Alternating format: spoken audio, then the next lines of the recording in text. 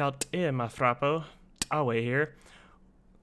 In this episode, we ended up going over the trailer for Avatar 2, and we recorded nearly 3 hours of us talking about it. Sorry. Instead of giving you a 3-hour-long podcast, which would be kind of a system shock, we're going to split it up into a couple of different parts for you.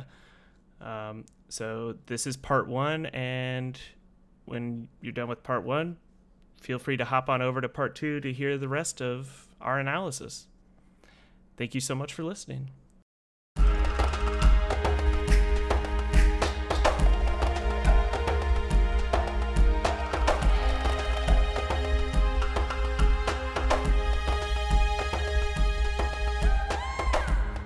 Well, I got kame, my frappo, and welcome to the Eana Mokri podcast. You may notice that someone different is doing the intro today. Pamerick couldn't be here today. He's taking a well-deserved break after he's attended literally every episode since we've started. So I, Tawe, will be taking over. And with me is Eana. Kalt.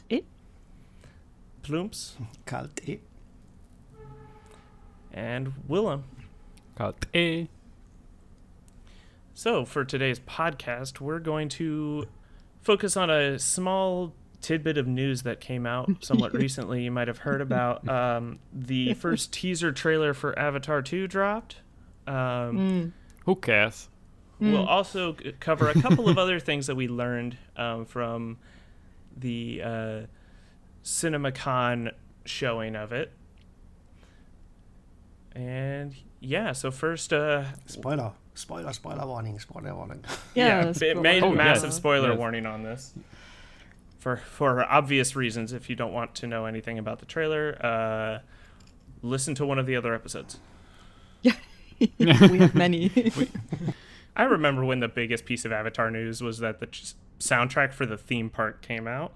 Oh, yes. That's a long time ago. It was a good soundtrack, though. So before we get to the main event of the trailer, I'm pretty sure everyone's heard of this, but Avatar 1 will be coming back to theaters for a brief period in September. And from what I've heard, it's going to be remastered. Pretty excited for that. I'm assuming that this will be in 3D IMAX everything, or? I'm hoping so. I believe there's not a whole lot that's been revealed about that, as far as I'm aware, just that they're doing it. Yeah, the point for me is that I've never seen Avatar in any cinema or in 3D whatsoever. Same. So I'm pretty hyped for that. So I hope that the cinema near me will have it in the highest possible quality, so that I can go there and then finally look at the original movie. Yeah. After, what's it? 13 years? Mm-hmm. Yeah, it's been a long time. It's been 84 years. We know that there's been, right? We know that there was a small re-release in China relatively recently, but it has been confirmed that it will be remastered and re-released in theaters on September 23rd, 2022. And as far as I'm aware, there's not anything about whether or not they're going to show it in 3D, but I'm going to assume that they probably will, at least some theaters, because it seems like a waste to not. Yeah, I mean, I'm pretty sure that they will, because the first time it was released in cinemas, it was running in 3D, so it would be kind of weird if they decided to just show it in 2D. So I'm guessing, especially since it will be remastered, apparently, that they will also provide it to IMAX cinemas and stuff like that. At least that's my guess. My hope. Yeah. Yep. Yeah. The big thing I heard from one source that it's only going to be the audio being remastered, but then other sources have said that it's both audio and video. So I'm assuming it's audio and video because... Can you really remaster it? I'm still... When you look at the Blu-ray version, I'm still amazed how good the effects still hold up to this day. Oh, absolutely. However, I will also point out that if you compare it to the trailer for Avatar 2, which we're going to get to in a moment. Wait, there's a trailer? Yeah, I know, right? Well, then, good morning. Welcome back. No. It's late, okay? You let me guess, you were in cryo sleep at some point. Yeah. We've all been in 13 cryo sleep years. for 13 years. But there's some differences that are quite noticeable, but like most of it is just enhancement. It still looks it doesn't make the first Avatar look dated in any way, in my opinion. It's just it more builds on top of it. It uses some tech that's been used in like Avengers to make Thanos look so realistic. It's like Thanos, the big thing with Thanos is that they had all these close-ups of his face, and they had, pores on his face, which if you watch the first Avatar, you won't see anything quite that detailed. But in the trailer, you can see that. Yeah, I don't think that Avatar 1 looks dated, but by any means. I do think, like, my personal theory about that is that the human brain just gets trained. It gets trained from years of experience with watching CGI to recognize CGI like signs better. So, I mean, when I watched Avatar for the first time, I didn't realize it was CGI. I literally thought they painted people blue and went through forests. Like, of course, some parts are CGI. I did get that, the explosions and everything, but I didn't recognize that everything was CGI. And now, I mean, when I watch Avatar now, it still looks very good. But like sometimes there's this tiny bit where you're like, okay, this is clearly not real. Yeah, and in the trailer, you didn't see, I didn't see any of these signs. So maybe in 13 years again, then we will be like, okay, the trailer is maybe not photorealistic completely anymore. But for now, I think it's really well done. Yeah. Absolutely. Yeah, wait for episode 159. Yep. Hopefully. Fingers crossed. Or episode 40 if we continue with the current release schedule. Yeah, exactly. Our next episode will premiere along with the trailer for Avatar 3. No. So, how are we going to do this? We go scene by scene, frame by frame. Frame by frame. Let's start. However we want to do it. I would really want to hear your first impressions and feelings you guys had when you watched the trailer for the first time. Like, how did you feel? What was going on inside you, without talking about what you actually saw in the trailer. I think that would be nice for a start, maybe. And for those looking for the trailer spoiler warning, it is here. This is the line. But Plumps, why don't you go first? My first reaction. I saw it before the Doctor Strange movie, and I was disappointed, but not in the trailer itself, but in me, because I couldn't process the pictures as fast as they were going over the screen. It was too fast for me, because it's just, what is it, like a minute or a minute? It's about a minute and a half. Yeah, minute and a half. So for me, it was too quickly over. So I had specifically a few scenes that I could remember afterwards, but then I was so disappointed that I couldn't actually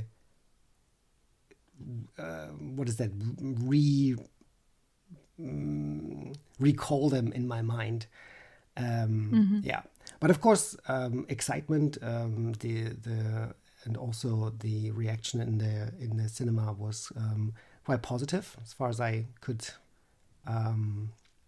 see.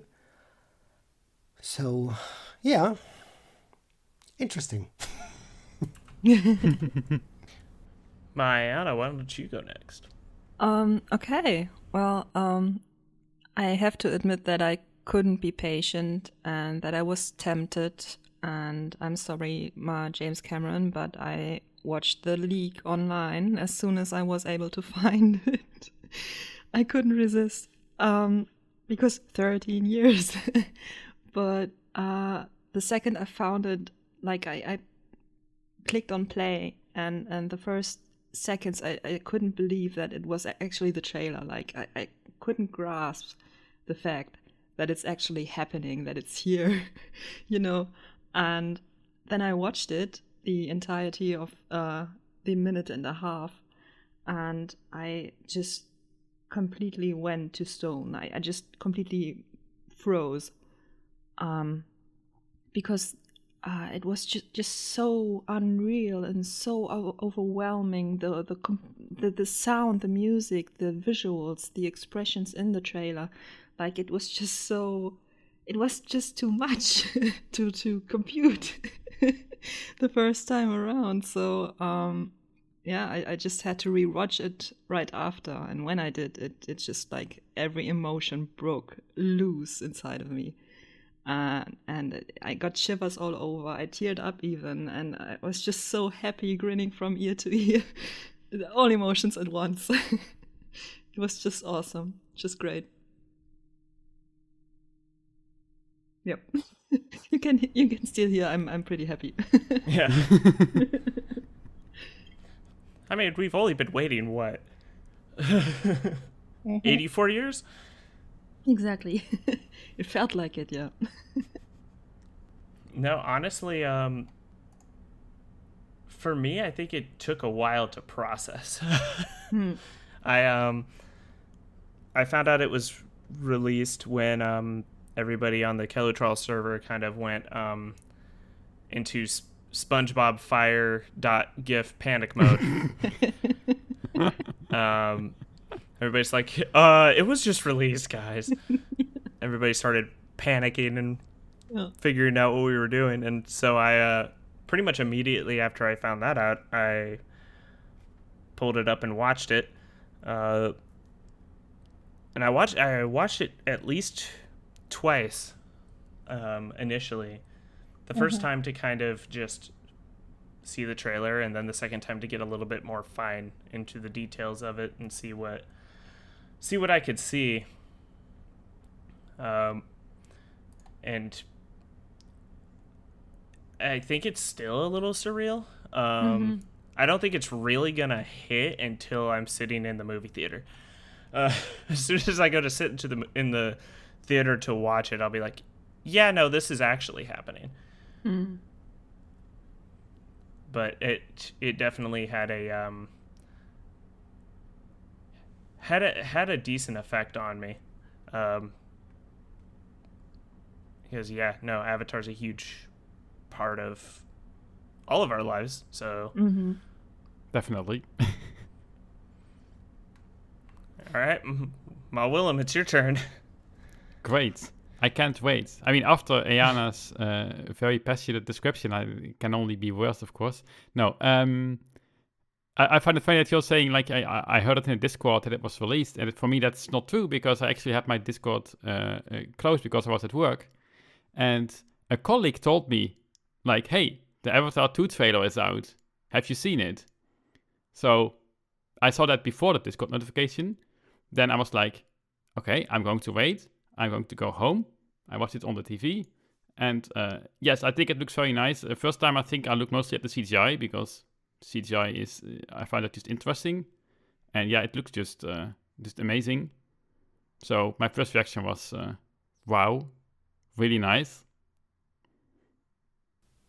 I guess that sums it up. Yeah, I mean, very analytical. Yes, that's the Very difference, nice. right? I found that really funny. We all have a different way of approaching Yeah. it. Yeah, that's great though. I think. I mean, I haven't just watched the trailer like 2 times or something. I of course went overboard and watched it like 100 times or something, and even And you wrote a just book about listened- it, right? Yeah, and just listen exactly, and just listen to the audio too. And yeah, I've spent all weekend a couple of days together with Neytiri and Wamain and Mako and theorizing about all the little details inside the trailer, and it was a lot of fun. And yeah, I've written like, I don't know, I 50,000 letters, signs in over 4 blog posts. So yep. A little bit of passion, which we will link in the description below. Okay, if you're interested, why not? I found that really nice, of course, and I did look at it, and also like I really like the detail of these blog posts, like every single thing, like especially the one about the tattoos. Mm-hmm. It's like I feel like it was analyzed more carefully than James Cameron analyzed it himself, probably. Maybe. So I really like that. Mm-hmm. So myself, I haven't watched the trailer very often. That's actually kind of conscious. Like I don't want to watch it 100 times because I feel like something is more like impactful if you don't watch it too often. So I was like, let's not watch it. Let's not watch it 10 times in a row because I just want the actual movie in December to hit more. If that makes sense. Mm-hmm. Mm-hmm. It does. Yeah, it's always a thing about spoilers that I thought about a lot during the first days and the discussions and very active chats that were going on. Which on the one hand, you have people who say, "Oh, don't spoil me. I don't want to know," and then there are people who what is that? Kind of are the opposite, I'd say. Yeah, theorize and take apart every scene, every frame, and what could that mean? And I always think, no, that's not. It's not a criticism. It's just an observation, right? No. And I always think, or think to myself, what is the? Is it to prove then to sit in the cinema and say I knew it, or is it to sit in the cinema and say I've never guessed that would happen, or that's what it meant, you know? Because on the one hand, people say I don't want to get spoiled, and I don't want to know what happens, and on the other hand, then people think maybe way too much about it. And want to know everything, and ideally watch the movie right now, right? Yeah, absolutely. I mean, I can just speak from my perspective, of course. I didn't like over-analyze it or overthink it, which I basically did, just to say, "Ha, I was right about that" or something. It's just, I don't know. I'm like a drug addict who hadn't had his drug for the past 13 years, and there's new stuff now there, and I just have to get at it and just consume it all. I was gonna say, I think that's probably what most people that are in that camp are doing. Is it's like it's the same reason that when I went to Disney a few years ago, I went through the Play Disney app and literally pulled hundreds of screenshots of stuff that was in there. Is just because it's like it's fun to dig out more information about something that we're kind of still tenuous on. Yeah. Mm-hmm. Yeah, I think I mean it's the visuals and it's the information that's in it. From the visual perspective, it's the first thing that we see maybe after the Frontiers of Pandora trailer. Mm-hmm. Yeah. So it's the Frontiers of Pandora trailer was the first piece of major Avatar media that's come out. Yeah, exactly. So from that standpoint, I totally understand. It's new, definitely worlds and or not worlds, but areas of Pandora that we haven't seen before, or just glimpses of. Very interesting. Yeah. And thankfully, things that we have seen before. I'm gonna pull a palm here. Because he specifically mentioned this, and I think this was a great analysis. So, you start the trailer, it goes through the logos that you always go through, right? Literally, the first scene is floating mountains. Mm-hmm. What is the number one thing that the general public thinks of when they think of this movie? The floating mountains. That is a genius level way of putting a trailer together. It means that he knows, whoever put it, I'm assuming that James Cameron had, the final say as to what the trailer was.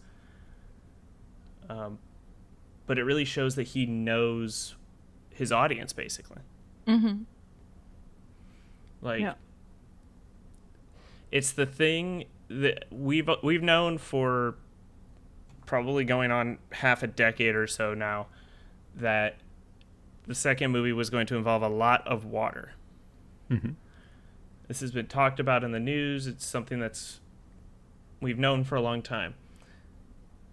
But he opened it with the mountains. Mm-hmm. And then introduced the water. I'm assuming that most of the film is going to take place around the water. But there will obviously be bits of the floating mountains in there. Mm-hmm. I mean, James Cameron picked up the string where he has left off, right? Yeah, which was in the forest of Pandora, and with Jake's journey of becoming a Taronu and one of the Omaticaya. And so we all are still kind of familiar with these scenes and visual things, cues, places from the first movie. So James Cameron just, I don't know, took us by the ear, pulled us by the ear, and just yeeted us back in there. Like, this place, this is where we're gonna start off. Welcome back. And yeah, we see the floating mountains at the very first shot of the trailer, with exactly 4 children. And in the shot from Avatar 1, we saw also 4 people, but there it was tsu'tey, Jake, and 2 other hunters. And it's definitely not by chance that this was also like composed like it was. Yeah. Like I already said in on Kelotral, is like James accidents are unknown to James Cameron. Yeah. Like he doesn't take any chances. He is deliberate with every decision that's made in something that he's doing. There is a Absolutely. comparison on YouTube, I think, where the first and second trailer are put side by side, and then the images are very similar in that respect, yeah. And Absolutely, pacing yeah. and so on. Yeah, and I'll also point out that I was out of curiosity, because I'm a masochist. I was scrolling down through through some of the comments on the YouTube trailer. Oh no, you didn't. Uh-oh. Why would you do that? I've gone through like 50, and none of them have been negative. Oh. Okay. Yeah, no. The worst thing that someone has said is, let's see. I'm not gonna lie, I wasn't exactly the biggest fan of the first movie, but seeing this and seeing how almost lifelike they look, even more so than the first, I might give it a chance. Like, that was the worst comment I found. It's not bad. It's pretty impressive in that respect. I've never seen a comment section with that many positive comments near the top. Yep. Yeah, that never happens on YouTube. Yeah, absolutely. And speaking of lifelike, I guess that takes us to the next shot of Neytiri, right? Again, James Cameron introducing us to stuff, or reintroducing us to people, places we are familiar with. So in the second shot we see Neytiri, and better and prettier than ever before. I also have a kind of theory that this calls back to a couple of similar shots from the first movie. Yeah, I think I've seen also comparison pictures indeed from this particular scene, and it seems pretty clear that this was done intentionally. By the way, one more thing about my first time watching it. I just remembered now that we're talking about the Neytiri scene. I don't know if anyone relates to this, but I'm really bad at recognizing faces. So I didn't know this was Neytiri the first time. Okay. Only after I read like blog post. Oh, of course, that makes sense. No, it's understandable. That happened with another character for me, but no, I recognized it. We'll get there. I'll also point out that scene starts specifically focused on her eyes, which if you've ever picked up anything that has Avatar written on it, eyes are a huge part of that. Absolutely. I think the movie poster, all the again releases, the visuals, I see you and so on. The literal final shot of the movie. Yep. Posters. But seeing that shot of Neytiri in the trailer was just I don't know, I was just so struck by it because it just looks so lifelike. Not only the skin textures and the subsurface scattering and stuff like that, and the eyes look even more real, just like the glistening inside there and the blurry line around the iris and the waterline and stuff that was also done pretty well in the first movie, but not quite like that. That's just a whole nother level of realism generated by a computer. It's just fascinating. You just look like I alluded to earlier, the pores thing. I've put a lot of harping on that, but that's actually a very crucial piece of what you were saying, the subsurface scattering. For those that don't know, subsurface scattering happens because the skin is slightly transparent, so light doesn't only reflect off the top of your skin, it reflects a little ways down. That's what Eana is referring to, and pores are a huge part of that as well because those are holes in your skin. All I know is that the Weta Digital supercomputers were probably screaming at all the ray tracing they had to do. Likely. Because that is ridiculously difficult to accomplish. Ray tracing in and of itself is not a complex math problem, but it's a very computationally intensive math problem, which is why you need a lot of processing power to do it. It's as simple as solving you're just solving a really simple algebra equation, really, but you have to do that a lot. You have to do a lot of those. That's why it takes so much processing power to do, and that's why it's so impressively done here. Yep. You can even see reflections in the eyes. That's ridiculous. Like from the things she's looking at, right? Like the light reflected off of there, bouncing into her eyes and back again. So basically, they've had to have modeled this part of the scene behind the camera as well, just to make sure that the reflection looks right. Yeah, exactly. And just everything. Ridges on the lips. The skin, the roughness of the skin, I keep harping on that, but that was a very large problem for a very long time in CGI. Absolutely. And it was partially solved in the first Avatar because that was the first movie where you had close-ups of human-esque characters that were CGI generated. That never happened before Avatar because the facial tracking tech didn't exist. Well, it happened in Lord of the Rings, right, with the Gollum, but in its rudimentary form, I would say. And Avatar and I mean, Gollum is arguably supposed to be a little bit non-human because that's his whole character. And I mean, that was the inspiration for that was not the inspiration, but the tipping off point that told James Cameron that the tech was finally there. Yeah. But even then, the roughness of skin is a very non-trivial problem to solve. Absolutely. One additional thing I've noticed when we saw Neytiri move through the frame, basically inside the trailer, was the micro facial expressions.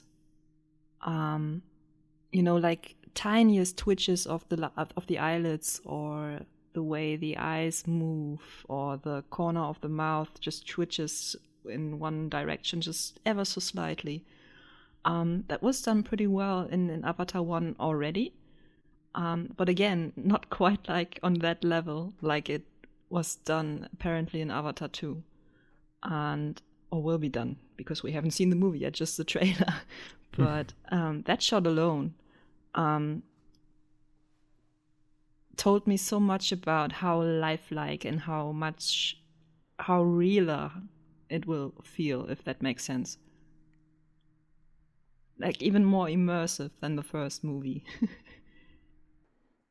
Because those micro facial expressions or micro facial muscle movements or something like that is what makes faces believable, make them feel alive and real.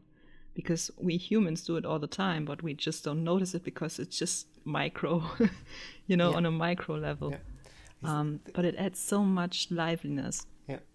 I think there's even a technical term in CGI, which is the uncanny valley, where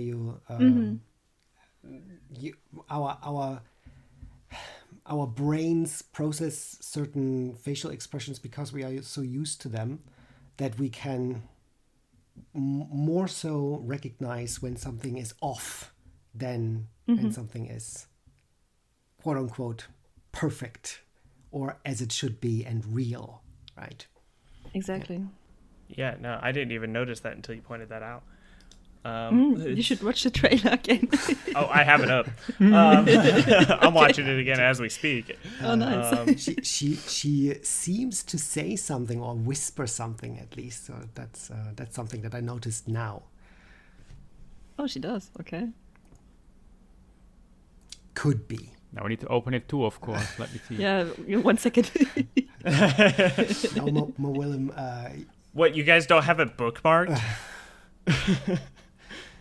You don't have it as an auto-open page? Wait, is he whispering something? Let me try to at least it looks like it. It's arguable.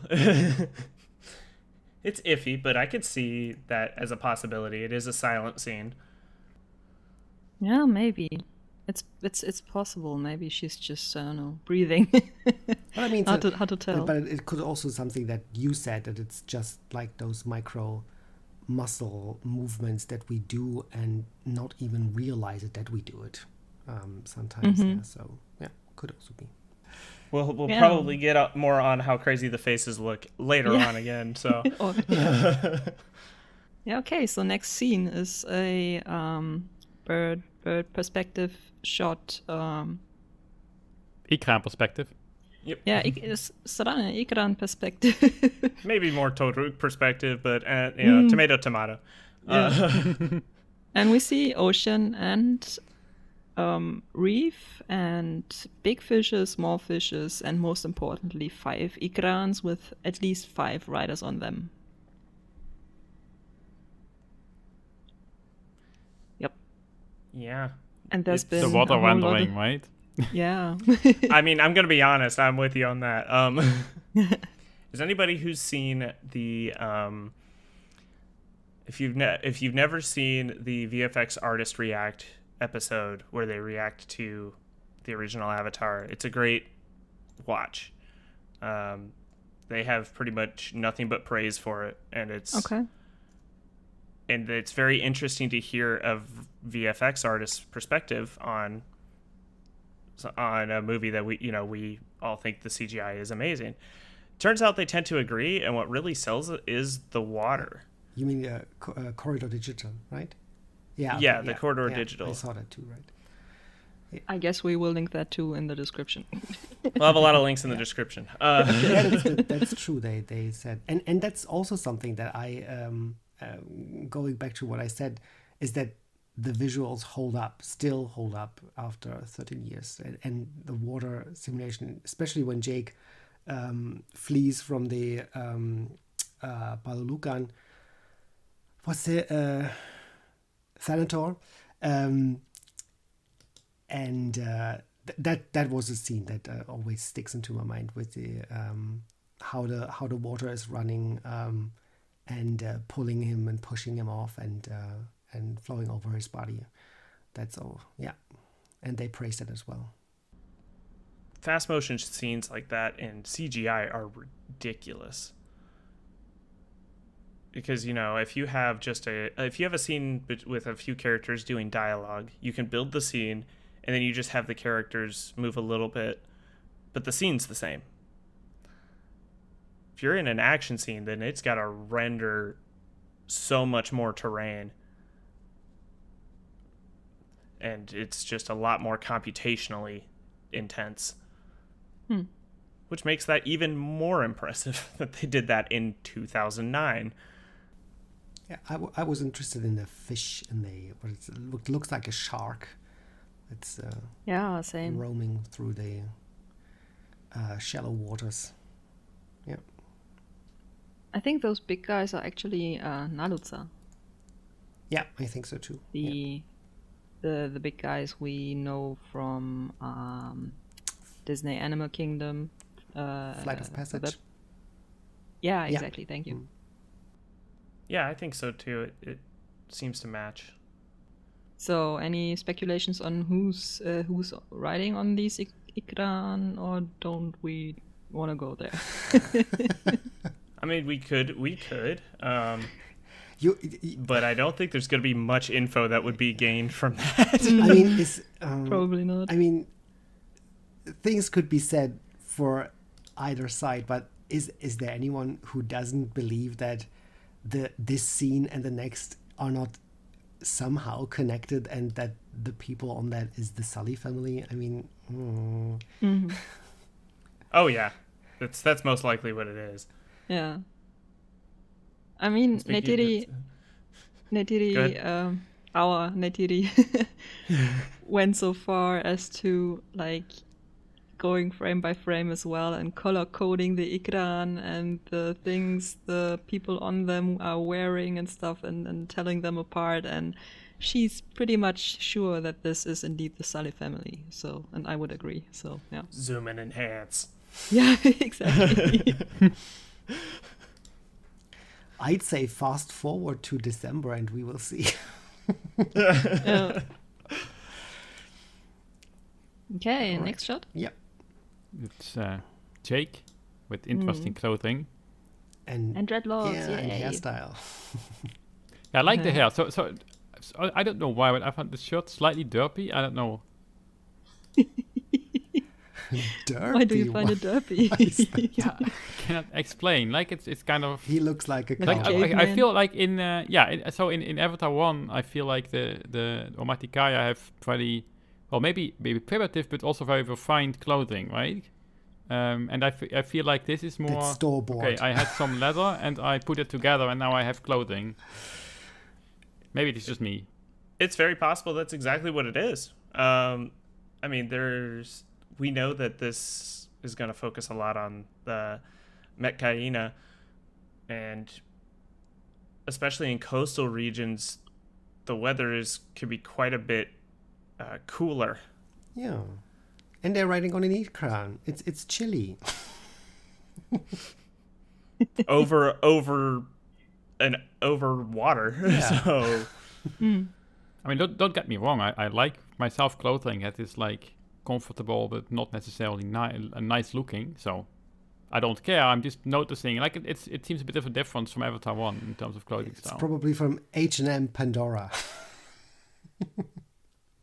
But I find that interesting, to be honest. I mean, first when I saw it, I was put off as well. Like, okay, that's a change in style. Okay, but then I thought, like, why not? I mean, it's interesting to add even more variation of clothing to the different regions or weather conditions on Pandora, right? And I'm sure that not only wearing loincloths and stuff like that, so seeing a bit of variation and added detail to even just their wardrobe is interesting to me. Especially when we think that the Omotikai are supposed to be great weavers. I mean, that doesn't look very woven, but that was something that... the edging is definitely very well woven. Yeah. I mean, it's leather, so... Yeah, I think so too, yeah. Leather is sturdy and it protects well against, I don't know, the weather or whatever thing might be dangerous to the skin. I don't know. So it would make sense that this is maybe some traveling garment or something like that. Also, by the way, the wind simulation in the clothing is really good here. Mm-hmm. Oh yeah, no, I was going to mention And the that hair. too. And the Cloth hair, physics is another thing. Cloth and hair physics are two other huge problems. This is why everybody who plays The Witcher spends at least... The Witcher 3 spends at least 15 minutes sitting there and just running around in circles to watch the hair physics. Oh, yep. Now, for a Sudler thing, he's got a lot of interesting things in the backpack there. Uh-huh. Oh, right. Well, he has a machine gun, I think, strapped around his torso. So, and... That's what it seems to be, yeah. And it seems there's more in the bag. Yep. More human stuff. And he has his RDA collar around his neck still. I was going to say, correct me if I'm wrong, but I think that's a mic collar, isn't it? It One is, of the it is. mics. Definitely is, yes. I'm going to go full conspiracy theorist here. Okay. If you pause it just right, the container in the back, you can see part of the label. And it's the end of the label, and it's an R. Huh. I see, yeah. From the which Avatar frame? program. That's probably what it is, if I had to guess. Oh, maybe it's a storage box from the school Grace picked up or something. Might be. You might be right. I think mean, those it's- were yellow and black too. I'm not sure though. Yeah, that's true. I didn't think about that. See, I've watched the trailer like 100 times and I still find new things thanks to you. I also think now that I see it in have a still frame on it, there's a what is that in the pouch right under the box? There's like a beige thing that seems to be wrapped with some kind of duct tape. Looks a little bit like the ones from the Frontiers of Pandora trailer where they stuck like what is that, explosives on their arrows. Looks like that a little bit. Yeah. Ooh. I'm just thinking about the poor Ikran that has to carry all this. But yeah, one thing we haven't mentioned yet is Jake's facial expression. He looks kind of worried and aged and pretty distraught. To me, at least.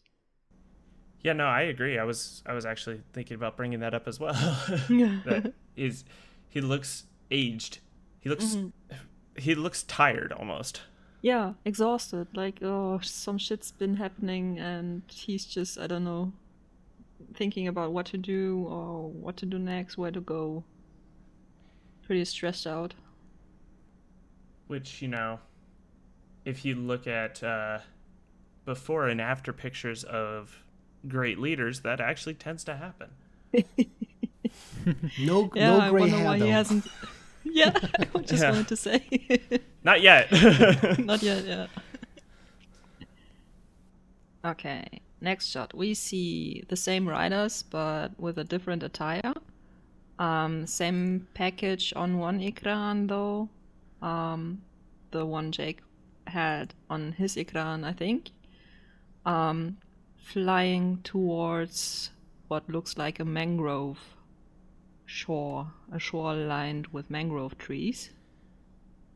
And Obviously not actual mangroves, but yeah, mangrove-like trees. And if you look closely, you can actually see that in between the roots of these trees is apparently a village. Yeah. So my guess would be that this is where the Metkayinan dwell. That gels with the scenes further on where we kind of see them in the roots. Exactly. It would make sense. I mean, on Earth, mangrove trees are a huge protective habitat for a lot of species. So if you have the gigantic forms that they have here, makes sense that you'd have people living there. Mm-hmm. Yeah, like so it's you say it's like the cathedral of the Metkayinan. More or less. Yeah, and it's very reminiscent of one of the what is it called? The visual. No, what is that called when the preconception or so concept? Yeah, the concept art. art. Yeah. Mm-hmm. Right. Yeah, Yeah. you're right. I mean, otherwise, there's honestly not much else to mention in this scene Yeah. other than, more beautiful landscapes. Yeah. I find it interesting that we have these jutting mountains. Uh-huh. Now, again, I'm going to go full... My inner physicist is going to come out for a minute here. It's not particularly common that you'd have something like this. Okay. As far as I'm aware. You have mountain ranges near coastlines sometimes if you have the right tectonic plate activity.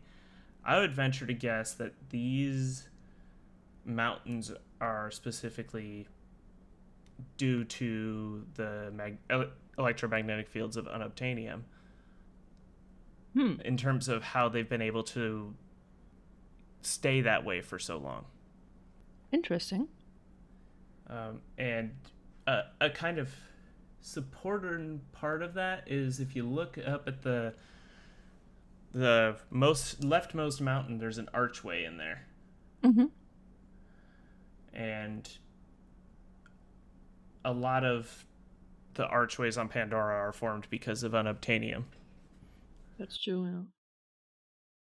Although I have to say, this one looks less circular than the other ones. Like the ones in Avatar 1 are all like almost perfectly circular. Yeah, it's less circular, but it's also got a lot of plants on it. Maybe it's just I don't know, a smaller deposit of unobtainium below that. Yeah. Or even just weaker fields can cause that to look weirder.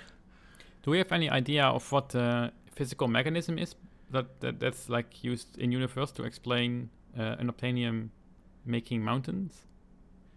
It's the superconductivity of it. Because unobtainium is a room temperature superconductor and it can trap electromagnetic fields. So it can create massive electromagnetic fields. Right. So then you have this field could have a magnetic effect on rock. That's what forms the arches around the Tree of Souls, is the electromagnetic field from that. But it could have I could see it having an effect on forming mountain ranges, because if you have a magnetic field line that goes up, out, and around, anything magnetic will want to be near that magnetic field line, and it'll create these kind of spikes. A great example is if you look up any video on magnetism where they put iron filings over a magnet, and knowing that we have this basically perfect conductor sitting in massive quantities, it's not too much of a stretch to say that could cause a lot of the mountains to form. Right. Obviously, there's tectonic activity. We had a discussion about this in Keletral the other day, actually. Because Pandora orbits a gas giant, there's a lot of tidal forces on it due to Polyphemus. And so that warms up the interior of the planet, and that's part of the reason the atmosphere is toxic. It has a lot of hydrogen sulfide, which comes out of volcanoes. And so Pandora's super volcanically active, so it definitely has some form of tectonic activity, which would also form mountain ranges. The thing that's most curious to me is that we have these mangrove trees that have presumably been here for millennia, or at least many centuries, and the mountains are still so tall. I would have expected a lot more erosion to happen, but I'm not a geologist, so. Also, doesn't erosion like really happen on like the 10,000 year scales, or like maybe 100,000 year scales? Also not a geologist, but I mean, it's dependent on it. But I also, now that I think about it, mangrove trees specifically help prevent erosion a lot. So I could just be talking out of my ass completely right now. Eana Mokri. Yeah, welcome to That's- Eana Mokri. I'm just saying, if you're an expert, please leave a comment Yeah. Yeah. and tell us how we don't know. Eana Mokri, masters of rectal puppetry. But yeah, speaking of stone arches and stuff like that, let's go to the next shot maybe. Because in there we see quite a lot of them as well, and pretty chaotic, I might say. We see again the Sally family on Ikran, on the back of their ikran, and flying over. I don't know what to call these. I'd almost Water call them tide pools. pools. Yeah, They look Yeah, like tide tide pools. pools. Mm-hmm. And stone arches. So I don't know, going off of what we just talked about, that would tell me that there is indeed a lot of magnetic and volcanic activity around the village the Metkayinan live in. Or would I be wrong? No, I would agree, and it makes sense. I mean, we know that the original Kelutral was over a massive unobtainium deposit, so I would assume that most other ones are as well. I mean, to me, that just doesn't seem like a coincidence. Again, James Cameron. Unfamiliar to coincidence. Or other way around. Also, something that we should point out about him, he is an oceanographer. He has scientific papers out on oceanography. Oh, can you Yeah. read these papers? Like, are they freely Yeah. available? I think so. I would assume so, at least. If Let's go to Google Scholar. yeah, as far as I'm aware, he has some papers out on oceanography. I know he at least does oceanographic research, and he does that in his spare time because that's him. Yeah, I mean, I just knew that he was that he is an ocean nerd, so to speak, deep sea and stuff. But I didn't Hence know why that he made Titanic. Yeah, right. But I didn't know that he actually went into the scientific portion of that as well. That's great. Yeah, he's gone on research vessels a few times to assist with research, as far as I know, and I believe he has some papers out. Right, I'm just very quickly Googling on Google Scholar.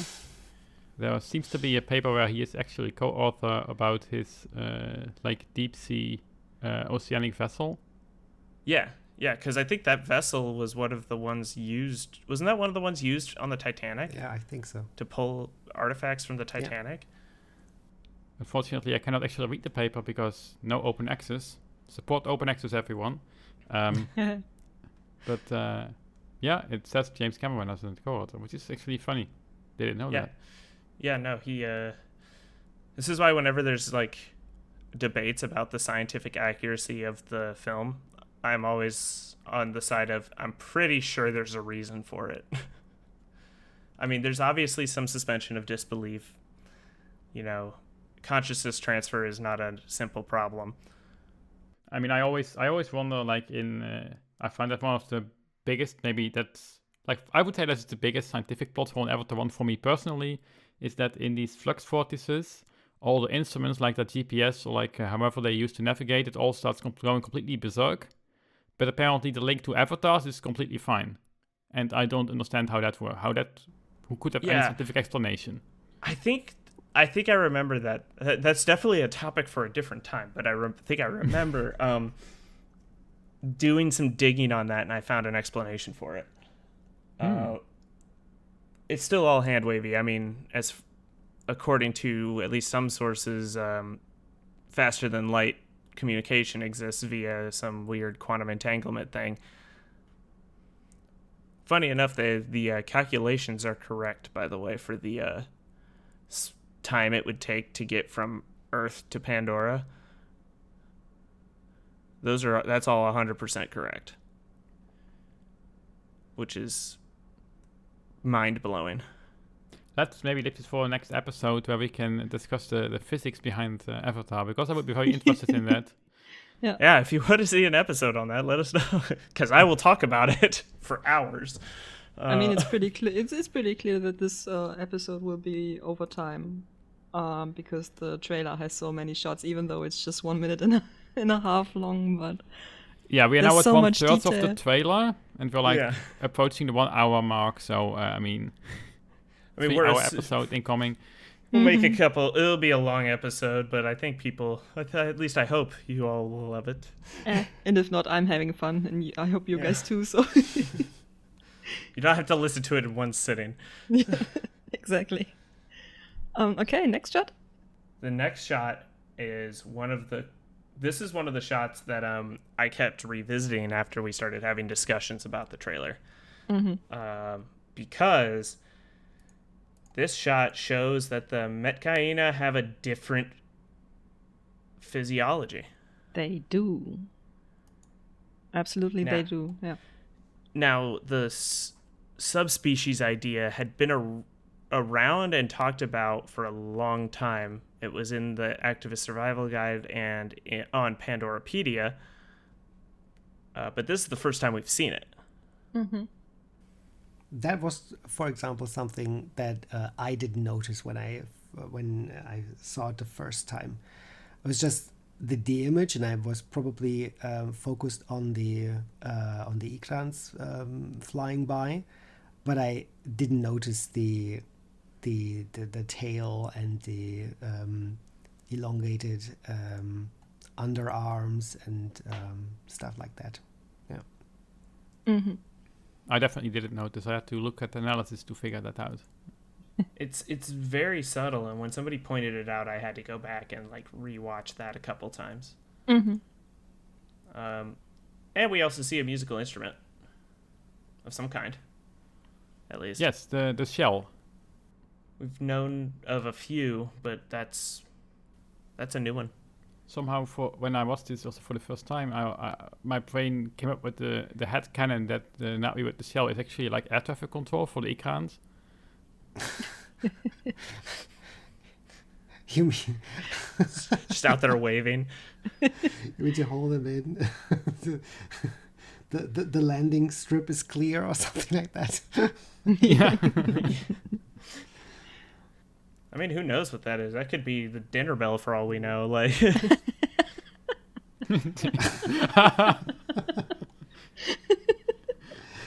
Teilu's ready. Yeah. It's going to be so funny when you watch the movie. It's actually going to be the dinner signal. Yeah, I know, right? And it'd be yeah, that's why they're so excited on the Ikrans. It's finally dinner time. Yay! Hell yeah! Dinner! Woo! So, Eana, at what point did you notice the tattoos?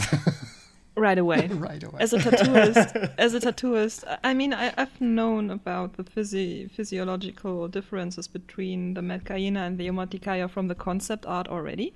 I mean, of course, concept art is just that. It's not yet canon material, right? Nothing official yet. But I figured that this was not released or published without, the thought of it becoming canon behind it, So, actually, it was not the physiology of them that caught my eye first. it was actually the tattoos, because that's, I don't know, because it's my trade, it's my daily job. It's something I look at right away, and I can't even help it. It's like, oh, tattoo, okay, my eye goes there. So No, I love noticing tattoos as well. But definitely not. I'm not going to look at them in any way near as well as you'll be able to notice. But I mean, that's only that makes sense, right? I mean, you would be looking closer at something that you are doing for your job or something. Hence why I love the talk about the magnetic fields. Yeah, see, exactly. So yeah, tattoos. I've written a whole blog post about it. So if you're interested in that, I won't go there Description. now. We will link it below. Yeah, link is in the description. I've talked about all the possibilities, how the Metkayinan would be able to do their tattoos and why they did them in the first place. Maybe, yeah, okay. They remind me of a lot of Polynesian tattoos, which makes sense. After my research, I'm pretty sure the Metkayinan per se are basically based off of the Maori people from Earth, from New Zealand, because there's a lot of similarities, not only the tattoos, but also the hairdo, the head bun, hair knot, whatever they are wearing. And the dance that we know is supposed to be here. Exactly. And also the garments that the Metkayinan are wearing and stuff. It's very reminiscent of Maori culture. So yeah. Which makes a lot of sense. For those that aren't aware, the constructed language learnna'vi is based a lot on Polynesian languages. That's where a lot of the inspiration came from. Mm-hmm. Perfect. So, yeah. I think the best example is the glottal stop. The middle of na'vi is, you can see it in Hawaiian a lot. It's not, the state is Hawaii, but the actual place is Hawaii. There's a glottal stop in there. Mm-hmm. Although hasn't for Avatar 2, hasn't lots of the live action filming been done in New Zealand? Exactly, yeah. Yeah. And Weather Digital is in New Zealand, and there's other reasons for that. yeah, and I think the actor playing Tonowari in the second movie is Cliff Curtis, if I'm not wrong. And he's of Maori descent. He's from New Zealand as well, so a lot of connections there. But yeah, back to the shot. I mean, we see the Metkayinan male, I guess, blowing a horn. We see the same Sully family arriving on the backs of their ikran. Maybe the guy blowing the horn is announcing their arrival. I don't know. I would guess that the Metkayinan guy is standing on one root of the mangrove trees we saw earlier. And on that root, we actually see a new creature as well, if you have noticed. I don't know. I did. Yeah. On the top bottom right corner of the frame. A mini there's ikran. new creatures. Yeah. It's Ikrans. mini. Yeah, I don't know of anything, because my first thought would have been like Riti, but I don't think it's those. I think those are two. They're not as purple. Yeah, and the head is completely different compared to Riti. So I'd say this is a new creature. Do we have pictures of Ikranai? Oh, not that I know. Not that I'm aware of, but they are referred to as forest banshee. Oh, right, yeah.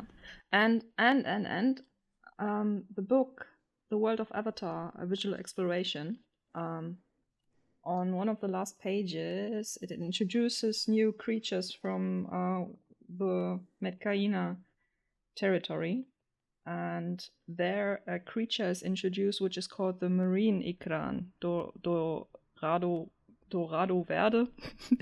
I don't know. And it looks pretty similar to these guys. So maybe that's what they are, but I'm not sure. I would be very curious to see if they are actually related in any way. Mm-hmm. Yeah, maybe like a smaller cousin or something.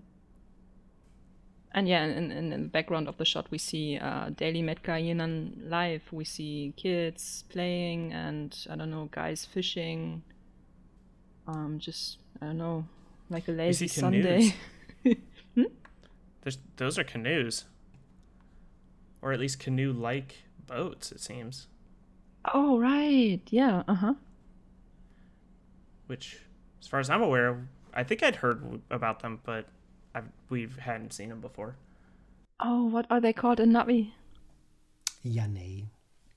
Yane, Sran, Yane. Mm-hmm. I was going to say, I swear I'd heard about them before, but I know we hadn't seen any.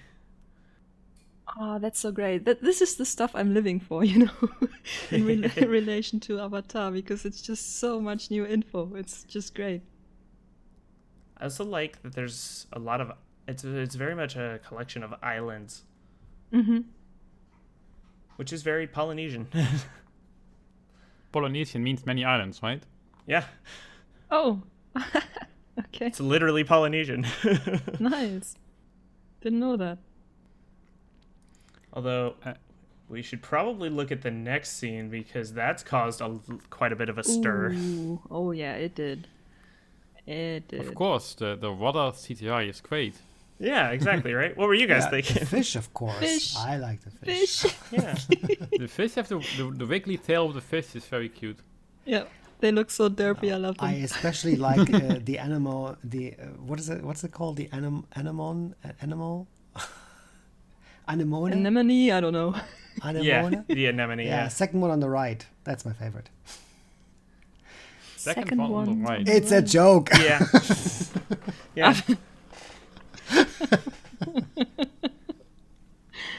But yeah, the one on the right, it does look nice. It looks very... We're all just gonna... Let's see how long we can ignore talking about the main part of the scene here. Okay. Although the fish are interesting because they flap. Mm-hmm. They're flying flapping through the water, yeah. They're very stingray-esque because stingrays do similar things. Yeah. Yeah. It looks so great. Anyway. I love them. Yep. The character, right. The big mysterious character. Yep. Who's been causing a lot of headaches. Yeah, we didn't know when the trailer first came out, right? It was just the... Where did we get the name Kiri from? Right. So Forbes has been calling this character Kiri before everybody else did. Oh, okay. And my guess would be that they somehow got some insider information. I don't know. Because they were right with everything else they released on Avatar 2. Regarding names and creatures and stuff like that. So I would guess that they are right with this name as well. And since they called this girl Kiri, I would say that's who she is. And I don't know who she is. Nobody does. Nobody does, but there's a lot of guesses. Yep. So are we going to touch on those? Or? Okay. If you give me the go, I will go. So, okay. First off, like I mentioned earlier, we did some pretty deep digging inside the rabbit hole, and the facial stripes on her face, her forehead, are pretty much the same like Grace's avatars. The necklace that Kiri is wearing in this shot is the same, the literally same Grace in her human form was wearing during Avatar 1. And also, she just looks yep, damn like her. exactly. The facial structure, the hairy eyebrows, the narrow bridge of the nose, 5 toes, which means 5 fingers, which means human hands. Just tells me that this girl is somehow of human descent, and descent, and this means that she, like all these things combined, just tells me that she, in some shape or form, must be connected to Grace. But what that might entail, I don't know. Nobody does until now. Until the movie comes out, hopefully. And I mean, like you mentioned, there's the 5 toes. She has the... she doesn't have the flat tail or anything, so this is clearly not a Metkayinan. This is... Mm-hmm. Exactly. At least an Omaticaya, but we're pretty sure it's definitely... it's probably one of the Sully family. Mm-hmm. I mean, we see her traveling with the Sully family on one of the Ikrans, so she is with them. She's traveling with them from the forest to the territory of the Metkayinan. At least that's what I am inferring from that. And which tells me that she maybe lived with them. But since when? And why? And how? I don't know. I don't think that she's one of the biological children of Jake and Neytiri. I think that she has a different origin, but she maybe got adopted like Spider did. I don't know. That's what I would guess. Yeah. But it's just a guess. It's a little bit harder to tell. Yeah, because... So, another major reason that we could consider things like possible reincarnations is that, if anybody recalls from the first movie, Grace Dye is directly connected to Eywa, so it's not like a backup. It's like a full upload. Mm-hmm. No. There's a sense of possibility there. Absolutely, but even if this girl has Grace's soul inside of her, maybe without being aware of it or something like that, I don't think that she's a full-blown reincarnation of Grace, aware that she was Grace. You know what I mean? Well, a lot of times, especially with most, religions that believe in reincarnations, that is the case. They don't recall their past lives. Mm. And I don't know. I mean, if she was indeed a reincarnation of Grace, and her soul was transferred back into a new life, how would that explain her having the same facial patterns like Grace's avatar did? Or Neytiri and Jake obviously giving Grace's necklace to her, recognizing Grace inside of her somehow?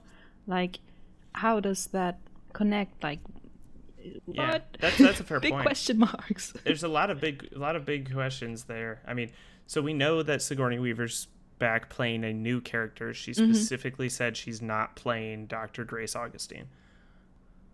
But that can be like a completely new character, or it can be like just a very close character, right? It doesn't really say anything. We're just making a lot of crazy conspiracy theory ideas here. I mean, another crazy idea I just came up with is, what if this is like a discarded prototype avatar? Because I think Grace is one of the earlier avatars, right, in the Avatar program. Yeah. Which is also why her nose looks weirdish. Yeah, but time-wise, she can't be a prototype of Grace's avatar. You know what I mean? Because we see her with the Sully family on Ikrans. So it's the same time as they are traveling towards the Metkayinan. Well, I could see where you're coming from. Like, it could be a discarded prototype before they had the accelerated aging figured out. Oh, that's a very interesting one. So I was thinking that maybe this was just stored in the base in Hell's Gate near Omaticaya. Okay. And they just like took it from the abandoned base or something. Oh, that could be possible. I'm literally just making this up, so this is not necessarily well thought out. I think in 2 That's days... what this podcast is for. There will be a new blog post by Eana in 2 days. Yeah, Eana's taking notes at the moment. Also, I wanted to point out the extremely tiny fish. Yes. In front of the arm. Yes. They look adorable, and I want 30 of them. Yep. They look like tiny little sharks. Yes, they do. But yeah, again, so in the shot we see Kiri swimming through the water and approaching a coral, anemone, whatever, and she's smiling, and that facial expression is just so well done. Like you can see her curiosity inside her face, and the face lighting up as she lays eyes on this anemone, and just, I don't know, it's just so well made. Actually, like Kiri is also quite close to Keresi, right? Exactly. Yeah, that was another Espe- one that I'd seen come up. Yeah. Especially because, I mean, often when like people like Forbes like publish these names, they often lose accents here and there. So it could be Kiri, I don't know. Mm-hmm.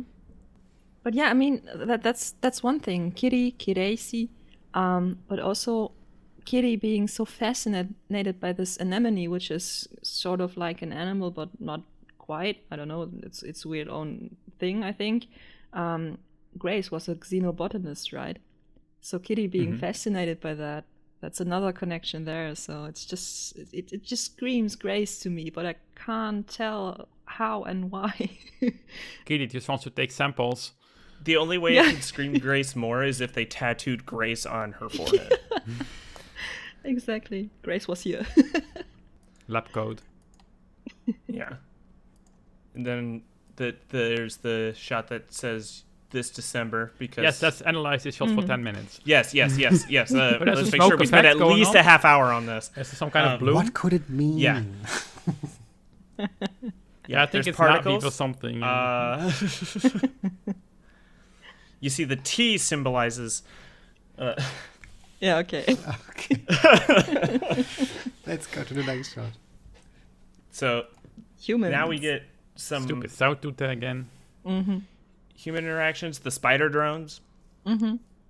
So that's... I think for me, that looks like an example of them taking into account Pandoran biology in the design of their robots. It's a very real area of research at Georgia Tech, where I'm going. They have been studying snakes to figure out how to build robotic snakes that can slither into difficult to reach places in disaster areas, for example. Cool. Most Pandoran animals are hexapods. They have 6 legs. Now, it could also just be a robotic spider. But they're clearly able to do things like welding and construction. Yeah, I mean it's automated work they are doing to so the humans don't have to do it anymore, I would think. Which would also explain maybe why the RDA has become so big in such a short amount of time. I was going to actually mention that. I'm trying to, but I cannot see a single spot where there's an RDA logo. Right, yeah. Somebody mentioned True. that, yeah. There's some other logos, but not RDA. I see ILD. Oh, I thought it just said ID. It could be ID, ILD. wait. I mean, I see it now. there's some characters written on the fuel tanks. There's console. A lot of these could, just be suppliers. There's not, as far as I could tell, there's nothing that says RDA on it. Mm-hmm. What I thought really funny about this shot is that, well, maybe except for the fences, like everything in this shot looks futuristic and fancy, except for the guy in the front with like the builder's hat and the reflective vest, which looks exactly like just any builder. Yeah, that's just Bob Joe going to his daily. Yes. Like, Bob it's the builder. the 9 Yes, to 5. exactly. I mean, between all this yellow and black, the blue sticks out, right? So there's Yeah, two avatars. And I do want to mention next to them this dude with this it's an exoskeleton that puts him at the same height, but it's different from an amp suit, and it's different from the suit at the World of Avatar. It's a very sleek, stilt-like system. I'm trying to think of what that would even be useful for, aside from maybe lifting. Or not feeling too small. Besides, while Yeah, it's walking just besides a- avatars. It's a self-confidence issue. The poor guy in the back has to got to stare into the crotches of the avatars the entire time. So who are these people? Analysis? Did anyone prepare an analysis of what this scene? Eana? Yeah, of course I did. Of course. Probably later, huh? Yeah, I mean, later in the trailer we will see those guys again, so I would suggest We'll to save just the analysis wait for then. until then. Yeah. So we don't spend even longer. Yeah. No, then we have our next shot with the twin rotor VTOLs again. Though they seem to be a little bit more advanced now. I mean, this is clearly a massive operation.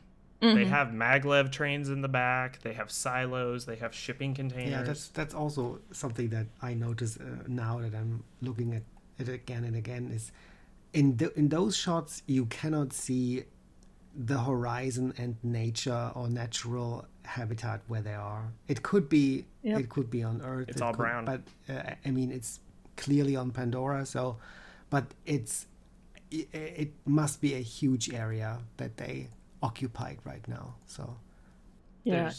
I think if I'm not mistaken, there's mining equipment in the back too. And I mean, we're seeing amp suits. We're seeing massive.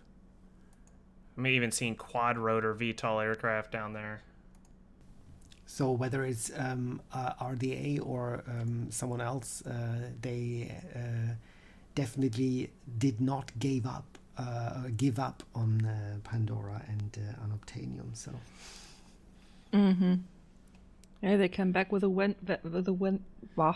English, with a vengeance. Your German was showing there Yeah. for a well, minute. But correct me if I'm wrong. Just as you start the scene with the twin rotor, if you look over just on the right edge of the screen, that looks almost identical to the craft that Quaritch was in during the home tree scene. Yep. I think it was Mako who counted 3 Papa Dragons, so to speak, in this shot alone. So. Oh, yeah. Yep. I mean, this is clearly a shot to show just the scale of the operation. Mm-hmm. But again, I'm absolutely fascinated now that I'm looking so closely at it that there is no mention of RDA. Mm-hmm.